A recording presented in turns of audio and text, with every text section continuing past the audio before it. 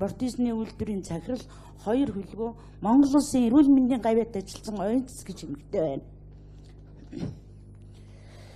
Хизээч хэдийч хиндч тохиолдож болшгүй эргэтэн дутуугийн зовлон бие сэтгэлээрээ дутуу эргэтнийг орлож хиймэл хөл гар нүд зэргийг олон улсын стандартын дагуу их орондоо хийж байгаа цорын ганц үйлдвэр байх ёстой. Жишээ нь удирдлага нь хөгжлийн бишрэлтэй хийж байгаа бүтээгдэхүүн бэрхшээлтэй иргэдэд зориулсан ийм үйлдвэрээ ямарваа нэгэн тендерт оролцох болбол хугацаа гэтэрсэн зээл буюу татврын өрийг онцлон тендер зарлаж байгаа газар нь зөвлөмж журам гаргаж удирдамж оруулах хэрэгтэй. Тэгэхгүй шантаазлж тендерээс гарч байгаа үзэгдэл нь маш их байна.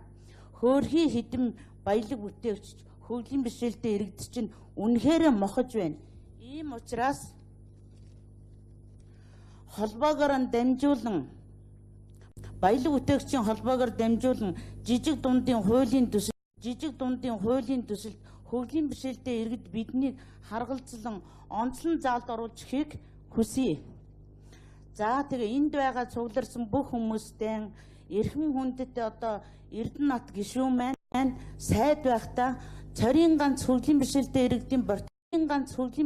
иргэдийн Бортисны үйлдвэрт тэр 500 сая төгрөгийн зээлийг олгоё гэж зогсон мөртлөө доод албан тушаалтангууд нь гассаар байгаад 500 мянга төгсөн.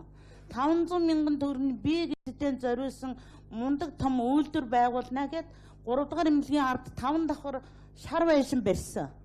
Гэтэл банкны өндөр хувийн зээлтэй 24%-ийн зээл авчаад өнөөдөр шүүхийн шийдвэрээр хураагдахтаа энэ маань Монголд байгаа мянган хөгжлийн бишрэлтэй иргэд түрүүн би та нарт хэлсэн хизээч хиндч хэдийч тохиолдож болшгүй энэ эргэтэнгийн минь орлож байгаа ганц үйлдвэрээ энд байгаа цугларлаад энэ хуулийн төсөлд чадах бүрнээрээ дур бүрдээрээ чадвартай нэг нь бас хуулийн төсөлтөд сайн юм оруулж өгөөрэй гэдгийг хүсэж байна.